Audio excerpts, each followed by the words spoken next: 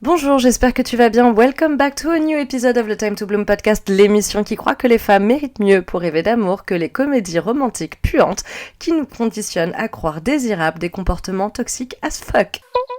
Je suis Armin Prunier et je pense qu'il est important de consciemment unfuck ourselves en apprenant à connaître les techniques de manipulation des fuck people et autres narcissiques, de comprendre les cycles des abus et surtout de voir les situations pour ce qu'elles sont, peu importe combien elles semblent glamour.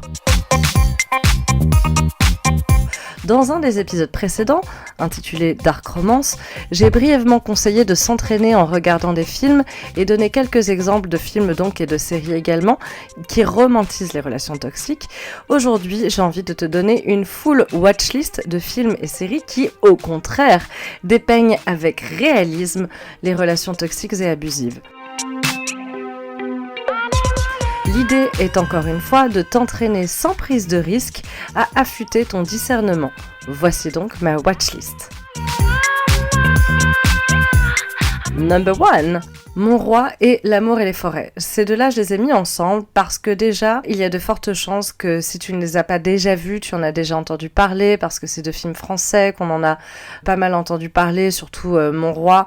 En plus, ils se ressemblent vachement, je trouve, dans la réal. Et puis, tous les deux racontent l'histoire de femmes qui, comme le dit très poétiquement l'auteur du site Explication de film, se remettent d'une, entre guillemets, rupture des ligaments croisés du cœur. Et il dit aussi, le roi, entre guillemets, donc toujours, on doit surtout le prendre comme il est, un petit monsieur. Reste que le portrait du narcissique incarné par Vincent Cassel est réussi dans ce film, autant que dans L'amour et les forêts, où là, c'est Melville Poupeau qui joue le partenaire violent de Virginie Efira. Number 2, Vanderpump Rules. Parce qu'il n'y a pas plus réaliste que la télé-réalité, je te recommande à nouveau cette série non scriptée en 11 saisons pour voir ce dont les narcissiques sont capables. I mean, je sais, je ne suis pas psychiatre, je n'ai pas le droit d'émettre de diagnostic, mais comme quelqu'un l'a dit à juste titre sur Instagram, if it's wrong to call Jax a narcissist, then I don't want to be right. C'est-à-dire, si c'est mal de qualifier, qualifier Jax, Jax de narcissique. Alors, je ne veux pas être correcte. En effet, j'avais rapidement parlé d'un protagoniste narcissique de cette série en la personne de Tom Sandoval dans l'épisode Dark Romance, mais il y a un autre exemple incroyable mais vrai de narcissique dans cette émission, c'est Jax Taylor. Dans la toute première saison, il est en couple déjà depuis 1 an ou 2 avec Stacy Schroeder, une jeune femme très intelligente, drôle et belle, un peu plus jeune, je me souviens plus exactement combien d'années, mais en tout cas c'est son aîné, et c'est lui le grand gamin du couple, à qui elle doit répéter sans cesse de grandir, et qui apprend dans les tout premiers épisodes que Jax l'a trompé lors d'un voyage à Vegas avec ses copains. Stacy le quitte sur le champ, certaine que l'information qui s'ajoute à leurs problèmes déjà existants est vraie. Tout le monde la diabolise, elle. Now, je dois préciser que la particularité de ce casting, c'est que tous étaient amis longtemps avant d'être suivis par des caméras. C'est très différent de ce qu'on peut faire, de ce qu'on connaît de la télé-réalité, nous, en France. C'est pas des groupes qui sont... des personnes qui sont castées séparément et qui sont mises dans un groupe, machin. Là, c'était vraiment des amis qui se fréquentaient déjà depuis plusieurs années, qui travaillaient ensemble en plus. Donc, t'as vraiment une complexité de liens assez intéressante à voir. Et donc là, tous prennent la défense de ce type, et très vite, on va découvrir qu'en réalité, les trahisons sont encore plus profondes que ça. Et voilà, je vais pas en dire plus parce que je veux pas te spoiler les énormes rebondissements, mais ce que je peux te dire, c'est que Jax est le narcissique que l'on décrit dans les livres. Un champion de manipulation qui a continué de sévir jusqu'à cette année-là, 2024, où on l'a vu dans un autre show qui s'appelle The Valley, parce que Jax a été viré à un moment de Vanderpump Rules, et bref, là il vient juste d'être... repris à la télé, et donc c'était la première saison d'un genre de spin-off qui s'appelle The Valley, où on le voit dévaluer sa femme Brittany Cartwright, avec qui il a un enfant qui en plus, je le précise, a some kind of special needs, enfin il a des problèmes de développement de la parole et tout, donc il y a une coach qui vient, etc. J'ai pas de mal à imaginer que ce gamin puisse être sans voix en voyant ses parents, mais alors surtout son père, quoi. Bref. Donc ouais, on le voit la dévaluer épisode après épisode jusqu'à ce que finalement elle largue ce trou du cul 9 ans après s'être mis avec. Et vraiment, je veux pas la victime blamer, mais je comprendrai jamais. Enfin, tu vois, je veux dire, il y a un équilibre entre victime blamer et... I mean, qu'on sache pas reconnaître un narcissique qui se balade dans la rue. Bon, fine, tu vois. Mais celui-ci, il était documenté. Je veux dire, il y avait déjà plusieurs saisons qui étaient disponibles où on le voyait traiter les femmes. Enfin, dans les premiers épisodes, donc, quand Stacy apprend qu'il l'a trompé à Vegas, qu'elle le quitte et tout, on le voit foutre la merde. On le voit crash l'anniversaire de Stacy où il n'était pas invité pour foutre la merde et devenir violent avec le nouveau petit ami de son ex. On le voit commencer à sortir avec une de leurs collègues juste pour essayer de la rendre jalouse, ignorant toutes les supplications de leur entourage qui lui disait fais gaffe, cette meuf en question, Laura Lee, elle est fragile, elle est tout juste sobre, ne joue pas avec elle et tout. Mais pourtant, il y va quand même et on le voit la larguer immédiatement après la réunion de Narcotiques Anonymes où il l'a accompagnée parce que donc elle était fraîchement sobre. Il vient avec elle à une réunion et elle fait un partage où elle explique un petit peu son parcours et je crois qu'elle parle de ses produits de choix. Genre, il me semble que elle était héroïnomane et tout. Bref, le mec, mais genre, ils ont même pas quitté le lieu que juste après la réunion, il la plaque. Mais vraiment comme une merde. On l'a vu mentir puis avouer avoir couché avec une des meilleures amies de Sassy, accessoirement la petite amie d'un de ses meilleurs amis, et n'avoir absolument aucun remords par rapport à ça, même quand son ami en larmes lui demande comment il a pu lui faire ça. On l'a vu en fait tout ça, c'est pas... Bah, du coup c'est pas scripté, c'est la vraie vie. Et Brittany Cartwright s'est quand même vraiment mis avec lui, quoi. Et elle lui a même pardonné quand il l'a trompée, qu'il y avait une rumeur qu'une nana soit enceinte, et bref, malgré tout, elle l'a épousé et lui a donné une descendance, quoi. Donc, again, tu vois, genre, I suppose, dans certains cas, il y a quand même un genre de prise de responsabilité à avoir, je suppose. Mais bon, anyway, j'étais quand même super contente de voir l'épisode où elle le largue enfin, parce que je comprends aussi la manipulation et tout, comment elle a pu se retrouver sucked into it, mais bon, bref, voilà, quand elle le quitte, c'est juste jouissif. Et ouais, moi, je me rends compte que je voulais pas te spoiler, mais voilà, j'en ai quand même dit beaucoup. Mais en tout cas, t'inquiète, il y a quand même 11 saisons. Il y a beaucoup, beaucoup plus à découvrir. Et puis en plus, il n'y a pas que donc Jax, il y a aussi donc Tom Sandoval, l'infamous Tom Sandoval, à découvrir aussi dans le show, et son meilleur copain Tom Schwartz, qui est un autre genre de narcissique, mais vraiment un profil très intéressant aussi parce que... plus un covert narcissique, moins exubérant, moins extravagant que les deux autres. Enfin, en tout cas, c'est passionnant de voir comment ces trois-là couvrent leur infidélité et se défendent les uns les autres, et également comment ils manipulent leur monde et transforment tous leurs amis en fameux flying monkey. C'est un terme très... classique du lexique du narcissique, les flying monkeys, mais j'en ai pas encore parlé dans ce podcast, je le ferai une prochaine fois, j'ai pas envie de partir dans tous les sens. En attendant, Google it if you want to know. Et voilà, puis un autre profil aussi, j'y pense, c'est James Kennedy, qui oui, fait une entrée fracassante dans le show, je dirais. Difficilement défendable parce que c'était un petit con toxique avec un énorme problème d'alcoolisme. Mais contrairement aux autres, lui, il a vachement évolué. Il a vraiment grandi. Et c'est intéressant à observer. Intéressant à observer également l'excellente réaction d'Ariana Madix, la long-time girlfriend donc de Tom Sandoval, après qu'elle ait découvert l'infidélité de son mec avec une de ses meilleures amies. c'est vraiment un très très très bel exemple de la technique recommandée de grey rocking, encore un terme en anglais. Basically, ça veut dire rester de marbre. Quand on a affaire à un narcissique, on conseille de ne pas réagir à leurs attaques, de ne surtout pas interagir avec eux si possible, couper le lien avec celles qui restent en contact avec eux, parce que sinon c'est des possibles fameux flying monkeys donc, et de leur répondre par le moins de mots possible si on est obligé de leur parler, vraiment littéralement oui, non, si c'est possible quoi. Bref, je regarde la série moi personnellement depuis son lancement et Vanderpump Rules est un des must-watch parce qu'il y a aussi des personnes vraiment très attachantes dans le lot, notamment un mec qui relève carrément le niveau, qui s'appelle Beau Clark, qui m'a fait chialer plus d'une fois avec son bon cœur, son humour, son intelligence émotionnelle, son romantisme, son honnêteté, sa loyauté. Ah et voilà, ça fait du bien d'y croire, quoi, parce que, tu vois, quand on me dit, oui, toi, tu détestes tous les mecs, t'es trop misandre, machin, nanana, et ben non, tu vois. Moi, je crois que les hommes peuvent être tous comme Beau Clark, et j'en attends pas moins d'eux, et voilà, c'est tout. Et il y a des super nanas aussi dans cette série. Bref, watch it.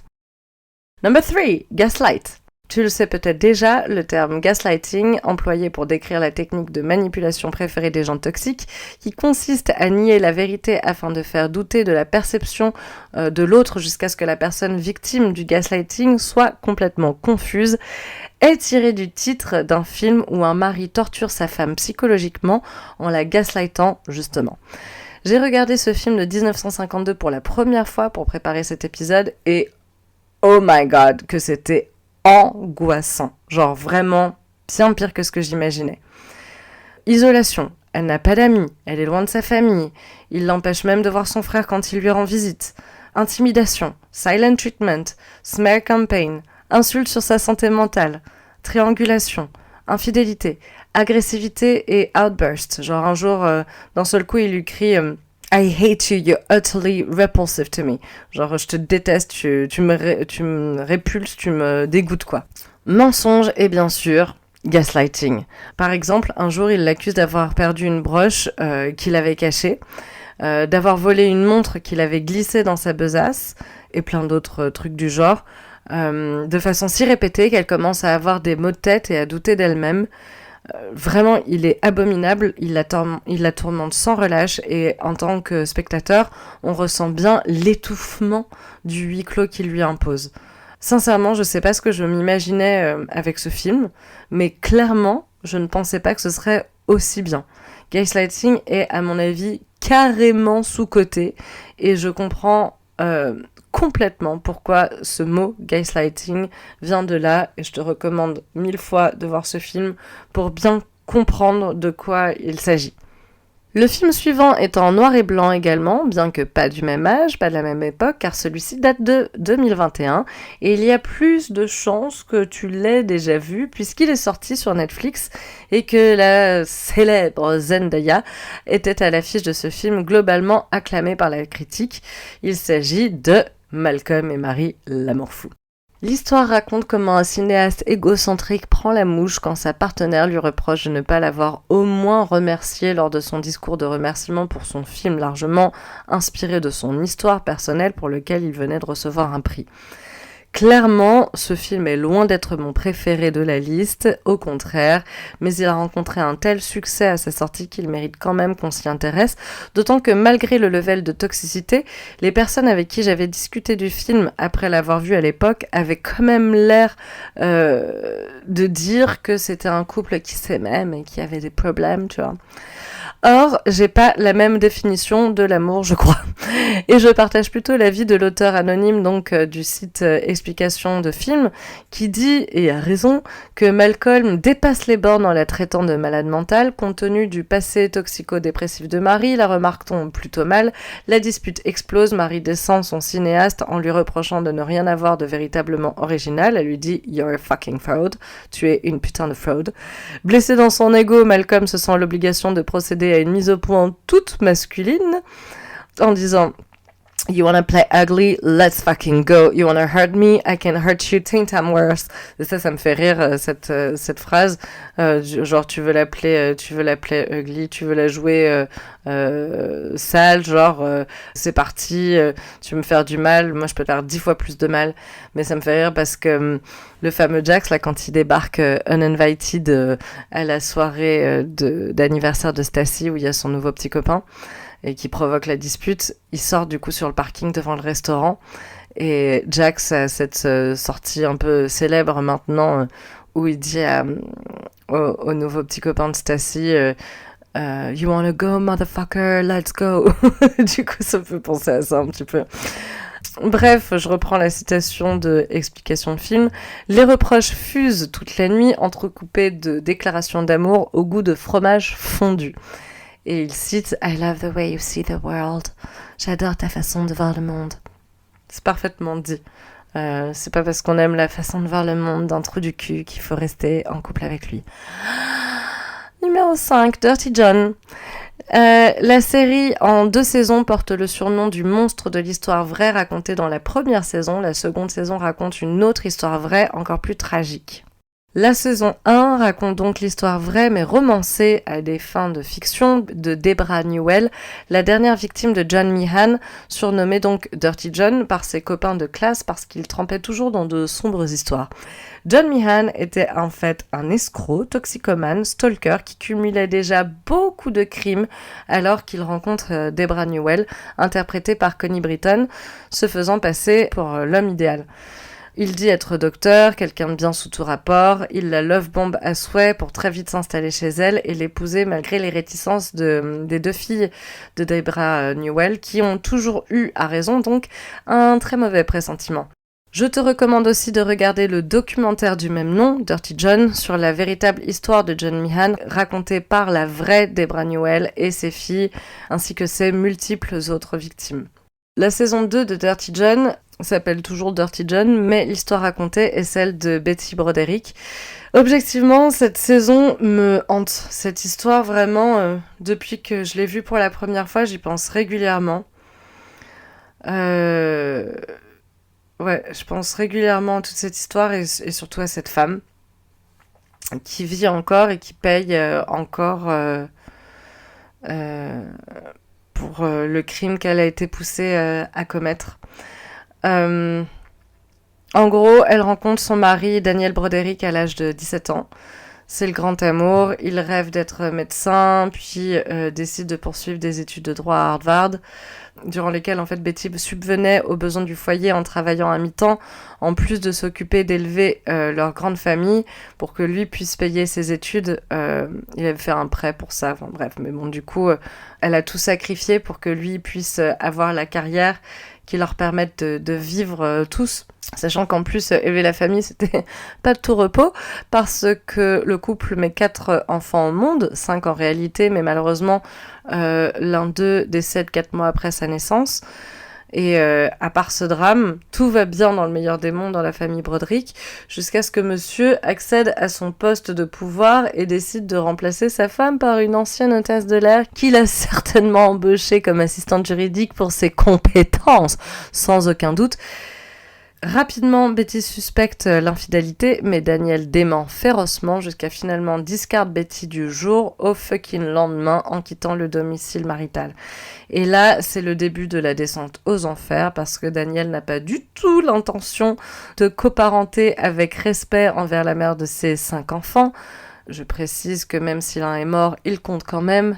Malgré tout, elle l'a porté pendant 9 mois, elle l'a poussé pendant Dieu sait combien d'heures, et s'en est occupée pendant 4 mois, sans compter qu'elle a certainement dû en faire le deuil toute sa vie.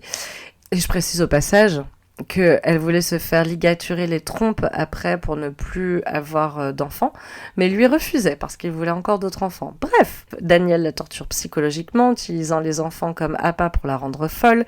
Il l'a fait même interner à un moment. D'ailleurs, dans le premier épisode, on la voit se faire arrêter, passer la camisole de force et tout.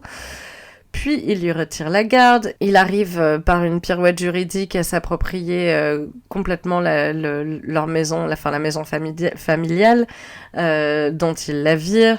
Puis le divorce est prononcé, le procès est vraiment très très difficile, sans compter les provocations de la nouvelle compagne de Monsieur Broderick. Now, je ne dis pas que Daniel Broderick et sa nouvelle femme Lida Kolkina Broderick méritaient leur destin, mais il est difficile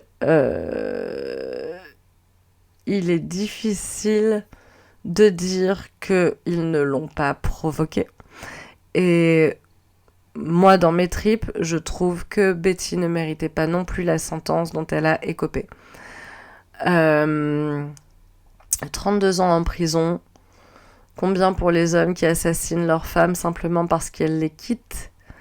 That's right, c'est pas juste. Ah, qu'on vienne pas me dire gna gna gna, double meurtre, j'ai Simpson. Number 6, Big Little Lies. David E. Keeley, auteur et producteur de la série, dit en parlant du couple que forment Céleste et Perry, incarnés par Nicole Kidman et Alexander Skarsgård. Je suis pas sûre de comment ça se prononce, je suppose qu'il doit être suédois, il y a un petit rang au-dessus du A, je crois. The kind of complication, fragility and vulnerability and passion that you find in that relationship, it takes time to percolate, so it's well established by the time we start our storytelling. Le genre de complications, fragilité, vulnérabilité et passion que l'on trouve dans cette relation, ça prend du temps à percolate, comment dire ? Ça prend du temps à filtrer, à macérer, genre. Donc, c'est vraiment... Donc, leur situation est bien établie au moment où on commence notre storytelling. En effet, quand en général on nous montre la rencontre d'un tel couple dans ce genre de films et séries, bah là on peut dire qu'on rentre direct dans le vif du sujet. Indeed, Celeste Wright est mariée avec Perry Wright, avec qui elle a 2 jumeaux. Elle est introduite sur la chanson Victim of Love de Charles Bradley avec un dialogue très gênant où son mari plaisante avec leurs enfants sur le fait de lui tirer dessus. On adore. Dès le début, on la sent constamment en hypervigilance. Lui, il s'amuse à la tourmenter, notamment en arrivant derrière elle par surprise, ce qui la fait sursauter à coup sûr. En revanche, elle n'est pas du tout surprise lorsqu'il se jette sur elle et la saisit par le bras, exigeant de se faire obéir dès le premier épisode. À partir de là, c'est l'escalade. L'épisode 2 est vraiment très choquant. Trigger warning, really. Il dépeint avec un réalisme cru le couple passionnel dans toute sa splendeur. En gros, juste après lui avoir rendu la gifle qu'il venait de lui mettre, il la plaque contre le mur et tout, et genre, au début elle gigote, elle essaye de se débattre, et puis finalement, eh bien, elle ouvre son pantalon, et puis finalement, ils ont un rapport très violent. Et c'est hyper important parce que dans ces couples-là, où il y a de la violence psychologique déjà, mais physique surtout, l'équilibre se fait souvent, voire tout le temps, par le sexe.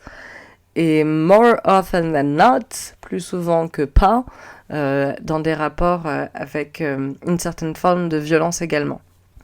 Dans un épisode, Céleste se confie à une amie à qui elle dit « Sometimes I think that he likes to fight because it leads to sex. Sometimes I think I like it too. » Et donc elle lui dit « Parfois je crois qu'il aime se disputer parce que ça mène à un rapport sexuel et parfois je me dis que moi aussi j'aime ça. » Un jour, ils consultent ensemble un psy. Entre parenthèses, à ne surtout jamais faire avec un narcissique dans la vraie vie, à ne surtout pas reproduire chez vous. Et je l'expliquerai plus tard, dans un autre épisode, comme je dis dans chaque épisode, dans un autre épisode. La psy dit, pour lancer la conversation, que beaucoup de couples font l'expérience de la mort de la passion, et Céleste répond que la passion n'est définitivement pas un problème dans leur couple, sinon peut-être que c'est parce qu'il y en a trop. Ce que je trouve très bien dit et que je voulais absolument souligner dans cet épisode. Dans la série, la psychologue ne se laisse pas embobiner par les manipulations du mari violent, comme il est plus probable que cela arrive dans la vraie vie, et ce n'est pas moi qui le dis, c'est le docteur Ramani Durvasula et Nova Gibson, entre autres. Les rendez-vous de Céleste avec sa psy sont particulièrement touchants et intéressants. On suit bien le cheminement d'une femme qui est restée dans le déni très longtemps et qui se bat psychologiquement pour en sortir tout en ayant du mal à lâcher prise de l'image qu'elle voulait conserver de son mari, qu'elle accuse parfois la psy même de diaboliser. Mais malgré tout, les paroles de cette psychologue font quand même leur chemin. 3 petits points, je te laisse découvrir la suite. Ça par contre, c'est une série qui est vraiment excellente. Vraiment excellente. Là, en la revoyant pour cet épisode, je me suis dit à plusieurs reprises, mince, je me souviens que c'était cool, enfin que c'était une bonne série, mais j'avais oublié à quel point c'était une très bonne série. Number 7, The Breakup. J'ai voulu ajouter ce film à la liste parce que je trouve intéressant de proposer un film dont le partenaire n'est pas un terrifiant fou dangereux, quoique tout de même très colérique. Mais bien que malsain, Gary, incarné par Vince Vaughn, n'est pas violent. C'est juste un man-child, genre un gamin égocentrique qui ne lève jamais le petit doigt, ni pour faire plaisir à sa partenaire, ni pour l'aider dans les tâches ménagères. Juste, un gamin qui a besoin de perdre une femme extraordinaire pour réaliser qu'il fallait enfin qu'il grandisse. Donc même si en effet il n'était pas violent ni manipulateur, Brooke, joué par Jennifer Aniston, devait le quitter car il était toxique pour son épanouissement et à la longue, il aurait pu causer d'énormes dommages sur son bien-être en fait. Donc voilà, je trouve aussi intéressant de proposer un film qui commence à la fin de l'histoire. En effet, on voit la scène de rencontre en introduction avant le générique. D'ailleurs, ça commence très mal, puisque Jean-Michel ne sait pas read a room et doesn't take no for an answer. On appelle ça un forceur, parce que la meuf, elle est en date. Plusieurs fois, elle lui sourit poliment, mais non, en fait, je suis pas intéressée, non, laisse-moi tranquille et tout. Et le mec insiste, et finit carrément par la coincer, en fait, l'empêcher de circuler. Genre border réprimandable, quoi. Après ça, donc, on voit toute la phase de honeymoon phase dans le générique, sous forme de photos qui capturent les moments heureux du couple. Et le film commence donc sur la scène de rupture, le jour où c'est la goutte d'eau qui fait déborder le vase pour Brooke. Et j'ai revu cette scène sur Instagram alors que j'étais en train de préparer cet épisode. Quelqu'un l'avait partagé en disant « Plus je vieillis, plus je comprends Jennifer Aniston dans cette scène ». Et Dieu ce qu'elle disait vrai, du coup j'ai re-regardé tout le film pour cet épisode. Donc le cadre, c'est que après une journée de travail, le couple reçoit 6 membres de leur famille à dîner, rien que ça, et devine qui a rangé l'appart, qui a fait la cuisine, qui a mis la table, et qui a été chargé de rapporter 12 citrons, mais n'en a rapporté que 3 avant de se jeter dans le canapé pour regarder un match. Elle est dure celle-là, un peu technique, je comprends. Devine également qui, après le dîner, joue aux jeux vidéo plutôt que de faire la vaisselle. Technique aussi. Devine qui accuse l'autre de se comporter comme une folle, entre guillemets, quand elle finit par craquer de son comportement d'ado égocentrique. Difficile, je sais. Devine qui se met à hurler sur l'autre alors qu'il fait 3 fois son poids. Bref, Brooke dumps his crappy ass et au téléphone avec sa meilleure amie, elle dit quelque chose d'aussi triste que relatable. J'ai pas vraiment envie de rompre, j'ai juste envie qu'il se soucie suffisamment de cette relation pour avoir envie de la sauver.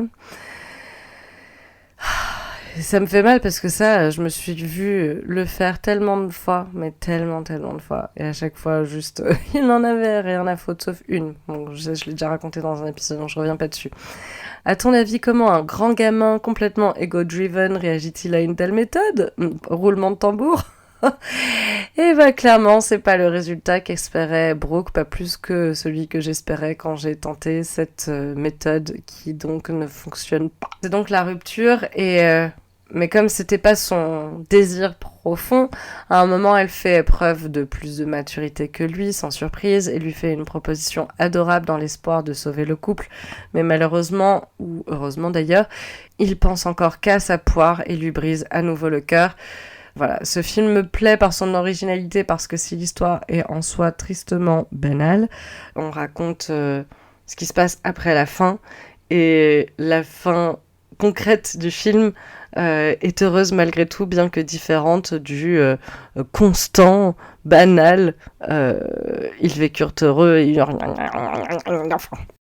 Numéro 8, Enough, grand classique de 2002 où J-Lo joue Slim, une jeune femme qui succombe au charme de Mitch, qui devient de plus en plus violent avec elle après l'avoir love bomb jusqu'au mariage. Tromperie, intimidation, violence physique, contrôle financier, menace de mort, mise en danger d'elle et de l'enfant du couple. Ne parvenant pas à s'échapper de son emprise, elle apprend à se défendre. 3 petits points, ce qui mène à une scène de dénouement absolument iconique. J'ai revu ce film également pour cet épisode et si je ne me rappelais pas de la scène finale qui est inoubliable, j'avais oublié à quel point le reste du film est excellent en termes thriller quoi. Genre proprement parlé, t'es vraiment à fond dans le suspense quoi. L'acteur qui joue le psychopathe est vraiment terrifiant. J'avais oublié combien il nous fait ressentir l'angoisse dans laquelle le personnage de Jello se trouve et combien elle n'a pas d'autre choix que de faire ce qu'elle fait à la fin.